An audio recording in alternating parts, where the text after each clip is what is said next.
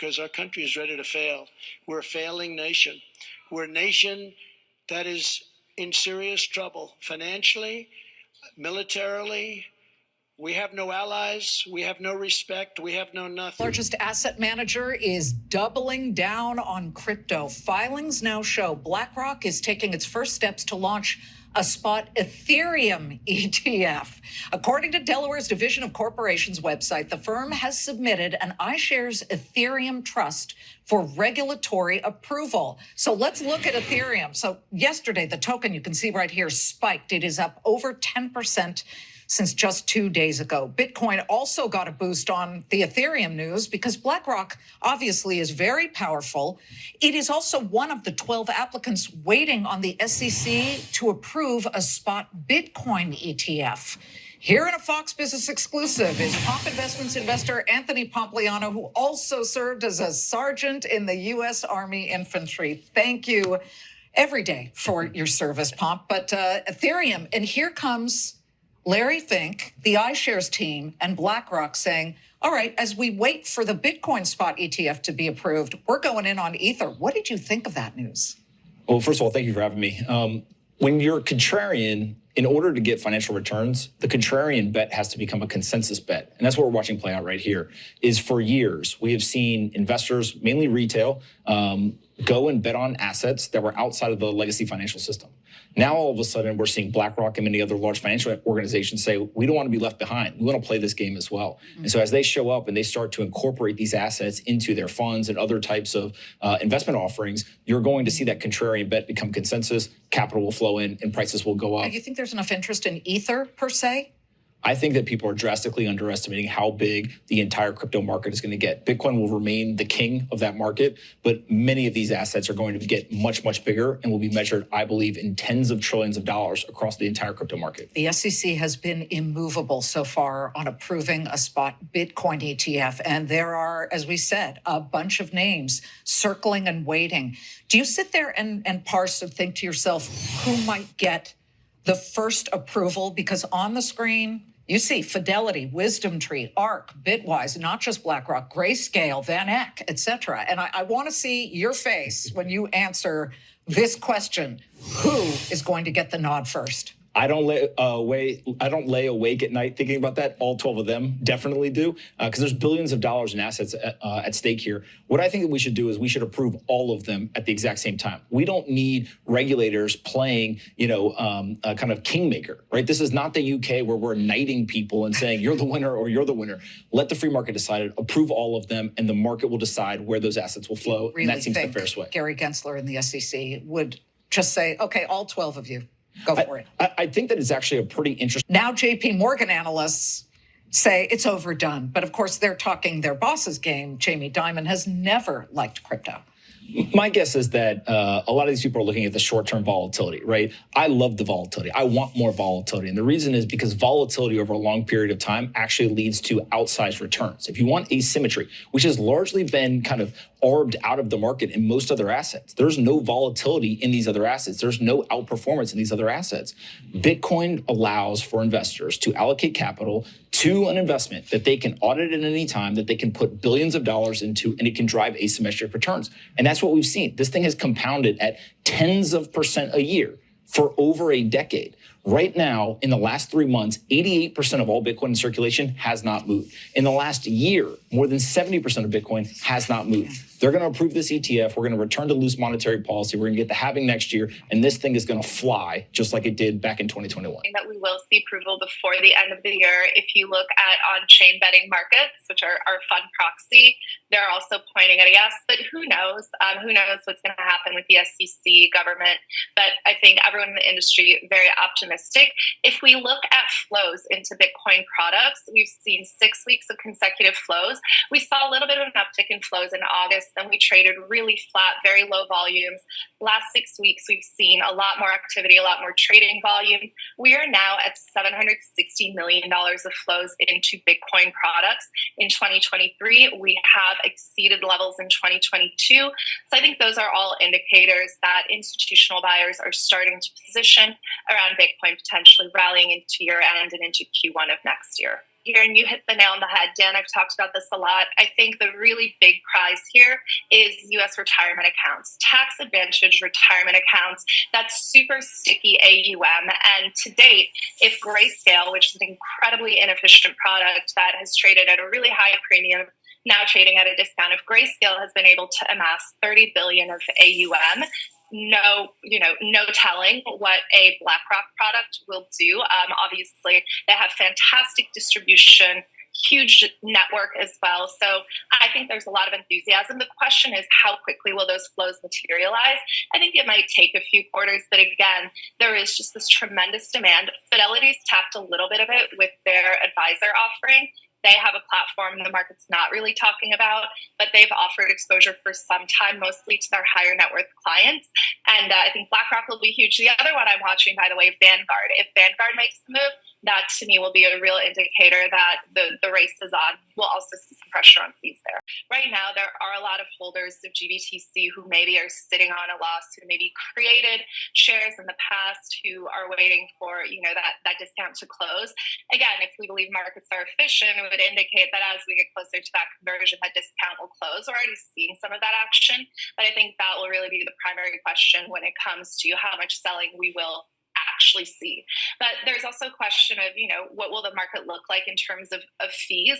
The Grayscale product, it's expensive, right? So if new products come in that are more efficiently priced, I think it will create some pressure and potentially some rollover into those newer, more efficient products. Welcome to the Crypto Teacher. And I come back with that video just to make you think. Don't forget to like and subscribe to the channel. Support this great content by hitting the Cash App and by joining the Patreon. And we know all these events that we have going on right now, guys, we know it as biblical. And speaking of biblical, we have Trump says this nation is failing financially, militarily, and have lost all respect. And we know this is nothing but the Hegelian dialectic to set us up for this digital transformation. And speaking of the digital transformation, we have the digital currencies pumping. We have Bitcoin and crypto back in the mainstream media on a daily basis. And we know as the prices keep going up, we know the sheep are going to be coming in and buying. And we know eventually what happens at the end, they're left holding the bag. Because there's definitely going to be a sell-off around the corner. Remember what I told you guys, the first quarter of every year, we always get a sell-off with stocks and cryptos. But no one is talking about why crypto is pumping, why these tech stocks are pumping, and it's all for the fourth industrial revolution. Only thing that's happening is that the Fed is reallocating the funds. There is no real reason why Bitcoin and cryptos are pumping besides the Fed is moving money around. We had Microsoft today hit a new high. These tech stocks, the Magnificent Seven, are getting the benefit, and these small cap stocks are getting beat down even when they have pretty good numbers. And it's all for the digital transformation. And we have Pomp says he loves the volatility. And most traders are definitely going to love the volatility because right now, when you look at markets, a lot of them are either too expensive or have no volatility at all. So right now, not only are the traders making money, but we know these big banks are making money off the volatility also.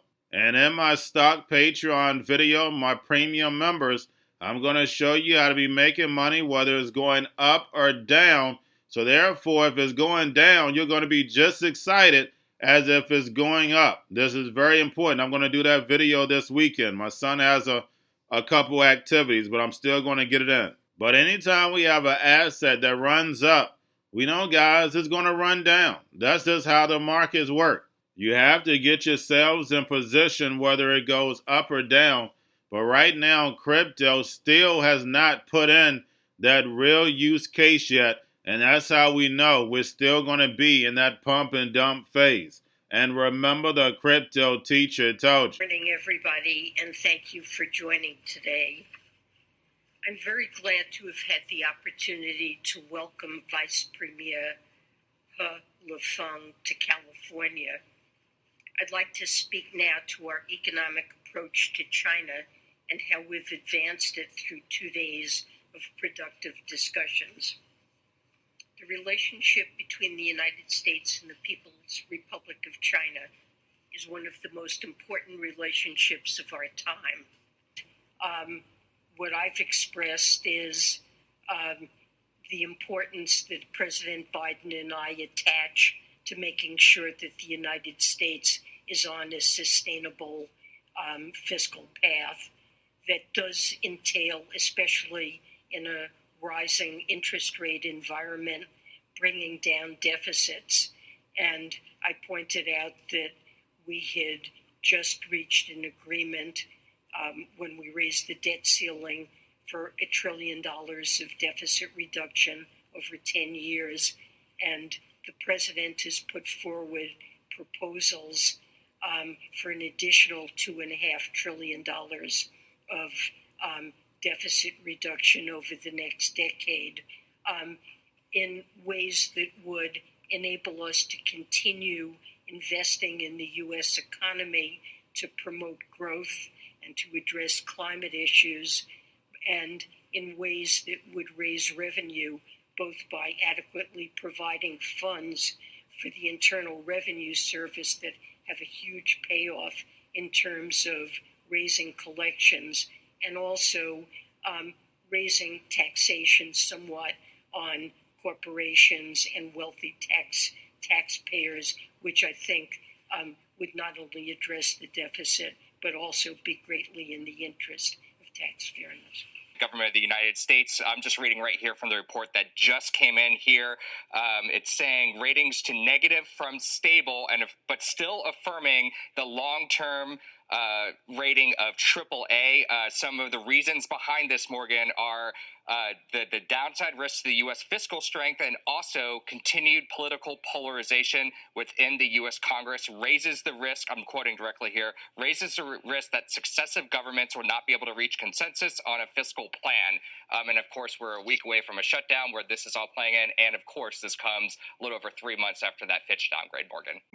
We made a great bet back then. We hope that teaching a communist autocracy how to westernize and how to turn from communism into capitalism, and what that does to the health of your economy, the growth of your people, and everything that goes along with the greatness of the United States. And in the end, Joe, they've only gone the other way. And every single time we enter an agreement with China, they quite literally don't live up to their end of the bargain. And if we go back and listen to the Director of National Intelligence, I gave a speech for 500 market professionals yesterday morning, and I asked the crowd, how many people in the room have read the Director of National Intelligence report to Congress on threat assessments to our national security?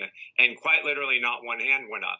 So I think, again, this gap between our understanding of the enemy on Wall Street and our understanding the enemy from a military and intelligence perspective are two different understandings. And so, we're inviting Xi Jinping to San Francisco, where there are actually more Chinese flags that fly every day than American flags in San Francisco. I took a video there a couple of years ago with Carson Block, and I actually couldn't believe my eyes. So I'm not sure what these people are proud of. Are they proud of a country that engages in ethnic and cultural genocide? Are they proud of a country that suppresses basic human rights for the greatness of the party? I mean, I don't understand why we are inviting this man to the United States after 5 cabinet level visits of American cabinet members to China, when there was no key deliverable or no key takeaway from those 5 meetings other than to have more meetings. Joe, I think it's kind of crazy that we're inviting him here. We've got a new report detailing a potential $50 million anti-Hamas media campaign from some of the biggest names in business. The article from Semaphore says the effort was originally started by Starwood Capital's Barry Sternlicht in the aftermath of last month's attack on Israel by Hamas. He quotes an email saying the goal is to define Hamas to the American people as a terrorist organization. Joining us right now is Semaphore's co-founder and editor-in-chief, Ben Smith. Good morning to you. Tell us about this effort and where it stands, Ben. Well, so Barry Sternlicht, he sent an email that, maybe a little like the emails you've gotten from friends or relatives, 250 to his contact list, which included, 50 of the wealthiest and most powerful people in the world, saying essentially, that I think a lot of people are sort of essentially seeing in the media that Hamas, that the pro-Israel cause is not as popular in America as it used to be, and wanting to change that. And so he says that he's talked to Zaslav and he's talked to Ari Emanuel, and that they, and if they want to kind of change the narrative, change the media narrative around Hamas in particular, and tell people that Hamas is really a terrorist organization. I guess I'm not sure how much that really is in dispute, but in any case, that's the cause. And I mean, one of the things that struck me about it is David Zaslav, in fact, runs CNN, for instance. And so it was sort of interesting to see people who, in fact, do have a lot of concrete power over the narrative really kind of wringing their hands about the state of the U.S.-Israel relationship and how people here see Israel. And we have Janet Yellen meeting with China. And don't forget, she called it the People's Republic of China, not the CCP, not the Communist China. And we know Janet Yellen, as an NWO chess piece, was the chairman of the Fed. And again, what did she say? The economy is doing well. They're going to be bringing down the deficit, which we know is definitely not true. But guys, we've had all this hype around San Francisco and all this crime. Why would they bring China to San Francisco? And we know they're going to have a lot of security, but then on the other side, guys, they're going to have a lot of protesters. Remember, you're watching a movie. Get your popcorn, sit back, and let it play out. And then we have Moody's negative on the United States economy. Now, we know about the Fitch downgrade, but guys, none of these countries want this long-term paper because they know the United States dollar is going to lose that world reserve currency title. And when you look at the mainstream media, we know the media controls the minds. They control the narrative. And when you can print as much money as you like, you can control the globe. Remember, the eyes and ears are the window to the soul. And be careful what you put in it. And remember, the crypto teacher told you. Because he knows. When it comes to the NWO, it's all planned out. You have a wonderful day. It was not just a poor auction. It was absolutely lousy. And when the dealers have to step in to save a treasury auction, that's a rare occurrence. And Chinese bank ICBC has been hit by a ransomware attack, and the U.S. Treasury market, as a result of that, has been disrupted. This, according to the Financial Times. We're getting at more right now with Bloomberg's Shonali Bassick. Shonali, what do we know? Listen, we have the Financial Times now reporting that ICBC, one of China's largest banks here, was hit with a ransomware attack. And remember, they're a very significant intermediary in the Treasury market. The SIFMA has told its members that this has been part of the reason here that the system is kind of clogged up, if you will, during that auction that we saw a little bit before. The attack had prevented ICBC, according to the Financial Times, from settling Treasury trades on behalf of other market participants. A large executive at a major bank also telling the paper that such a large party on the fixed income clearing corp creates major concerns, potentially impacting the liquidity of Treasury markets. Now, going to a different economy. And we're going to be learning more about that as we go. But clearly, we're learning that things can be done from remote locations. We're learning that technology can replace people even more than we thought. We're not going back to the same economy. We're recovering, but to a different economy, and it'll be one that is more leveraged to technology. And I worry that that is going to make it even more difficult than it was for many workers. In Silicon Valley, and my friends who work in technology know that what we did to the manufacturing workers, we are now going to do to the retail workers, the call center workers, the fast food workers, the truck drivers, and then even bookkeepers, accountants, insurance agents, lawyers, and on through the economy. So what happened to the manufacturing workers is a very clear sign. And so we'll import Chinese-based CBDC technology. So it's going to be CBDC in a box, provided to you by the People's Bank of China. But every stock, every bond, every currency, every commodity, every piece of art, every private business, every piece of real estate will eventually be a token on a blockchain, an entry on a ledger, permanent and immutable. We will have truth instead of trust, and we will save over $7 trillion a year. 6 to 8% of global GDP is wasted by the friction of the trust industry that's necessary when you have dual entry accounting. With triple entry accounting, which is what a blockchain is, we get rid of all of that friction. It's a beautiful future. Like what you see in China and their social credit scoring systems, right? If we get identity wrong, it could be a tool to enslave humanity. And if we get it right, it could be a tool to liberate humanity. And as an American, I'm obviously rooting for the one that's on the side of freedom. Bitcoin is an international asset. And also, I do believe the role of crypto is, it's digitizing gold. I actually believe this technology is going to be very important. Look at it. We have been part of a huge revolution in investing through ETFs. We believe that ETFs will be changing the whole way we invest. Many people still use it as a means, people are investing it for indexing. No, the majority of people who are putting money in in ETFs are active investors that are buying exposure. The entire bond market is being transformed as we talk right now. I believe the next generation for markets, the next generation for securities will be tokenization of securities.